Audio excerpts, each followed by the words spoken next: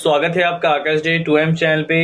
Discuss करेंगे यहाँ पे कि जो परसों लास्ट नाइट यहाँ पे 5 से 6 बजे के बीच हमें मेरिट लिस्ट में सभी स्कीम का मेरिट लिस्ट के आगे ब्लैंक की जगह नो लिख दिया गया है, कैपिटल लेटर में NO। तो क्या उसका कुछ होगा कि नहीं होगा? कल हमने डिस्कस किया था वीडियो में, जिसमें हमने NSP की टीम से बात किया था लाइव प्रूफ, और उन्होंने बोला कि 5 से 6 दिन इंतजार करने के बाद ये प्रॉब्लम जो है सॉल्व हो जाएगी, क्योंकि उन्होंने कहा था कि ये टेक्निकल ग्लिच है। जी हाँ, टेक्निकल ग्लिच है, 5 से 6 दिन में सॉल्व हो जाएगी, जो इनको आगे से इन्फॉर्म है।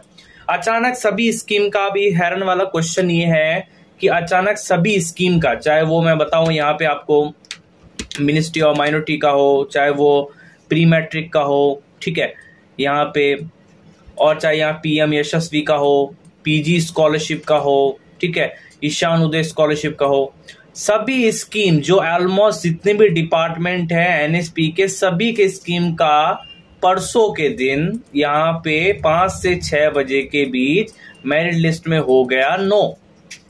ठीक है, तो ये आप क्या मानते हो? आप खुद सोचिए कि सभी स्कीम का मेरिट लिस्ट क्या एक ही समय पर एक ही चीजों पर बनकर तैयार भी हो गया, और यहाँ पे किसी का भी सिलेक्शन नहीं हुआ कि भाई जिसकी 98% में भी सिलेक्शन नहीं हो रहा है, तो क्या उसके लिए 105% नंबर चाहिए सिलेक्शन होने के लिए?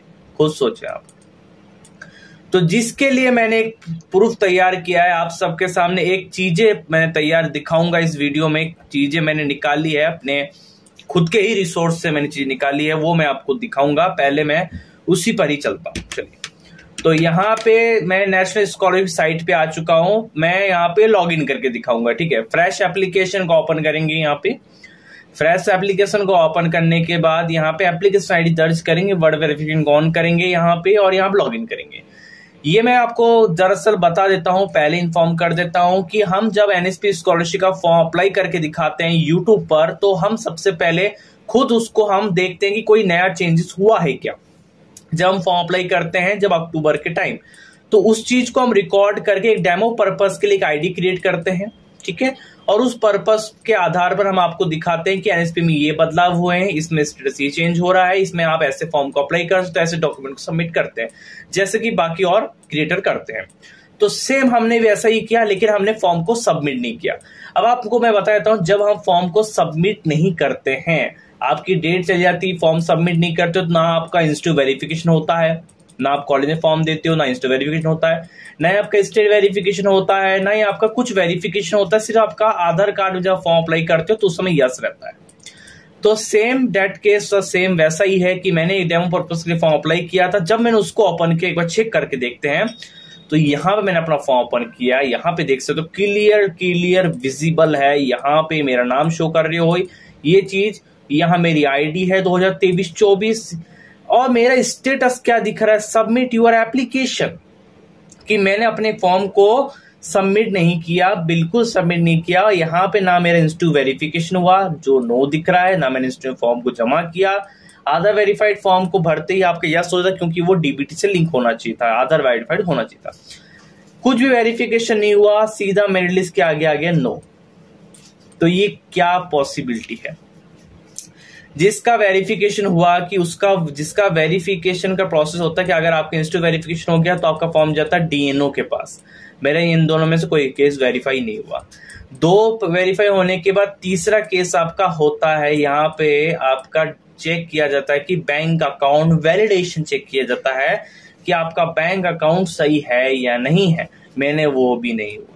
चौथी चीज, उसके बाद मेरिट लिस्ट का प्रोसीजर आता है कि इन तीनों का जिसका सही रहता है, ये एटलीस्ट जिसका डिस्ट्रिक्ट वेरिफिकेशन हो गया होता है, मिनिस्ट्री वेरिफिकेशन हो गया था, उसकी मिनिस्ट्री यहाँ पे तैयार करती है। क्योंकि मेरिट लिस्ट कौन तैयार करता है? मेरिट लिस्ट तैयार करती है मिनिस्ट्री।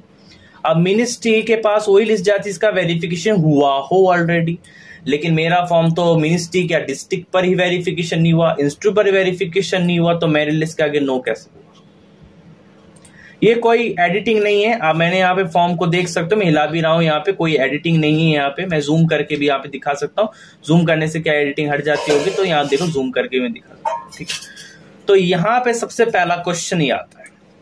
ठीक है, तो भैया जो मैंने स्टेटस आपको दिखा रहा हूं ना, UGC, PG, NSP, किसी भी स्कीम का और डिसेबिलिटी किसी भी स्कीम का, उन सबकी कोई परसेंटेज बताओ। 95%, 98%, 99%, 95, फिर उसके बाद 90, 70, 80, ये परसेंटेज है।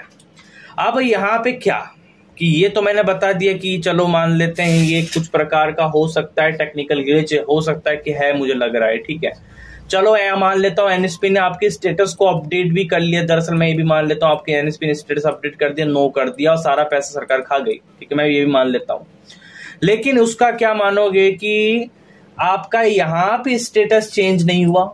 अगर आपका मेरिट लिस्ट में नो हो गया तो यहाँ पे अगर आपने देखा होगा, अगर आप रिन्यूअल के छात्र हैं, यहाँ 3-4 साल वीडियो उठा के देखोगे तो यहाँ लिखा आना चाहिए you are not selected for the merit list.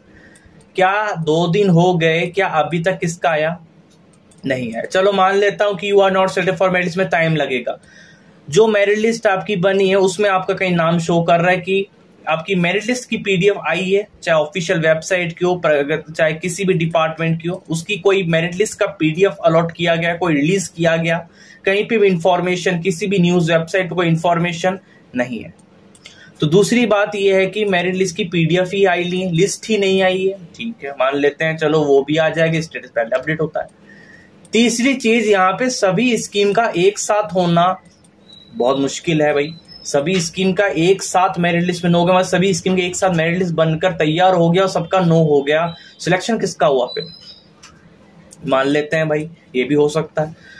तो ये अगर मान लेते हैं सारी चीजें, तो फिर भाई यहाँ पे आपका हो सकता है कि एनएसपी ने अपडेट कर दिया हो कि जिस भैया का, जिस हम एनएसपी तो नो कर रहे हैं मेरिट लिस्ट के आगे, अब जिसका भी यस होगा या जिसकी मेरिट लिस्ट बनके तैयार हो जाएगी उसका हम यहाँ पे यस कर देंगे। क्या पता ये भी हो सकता है।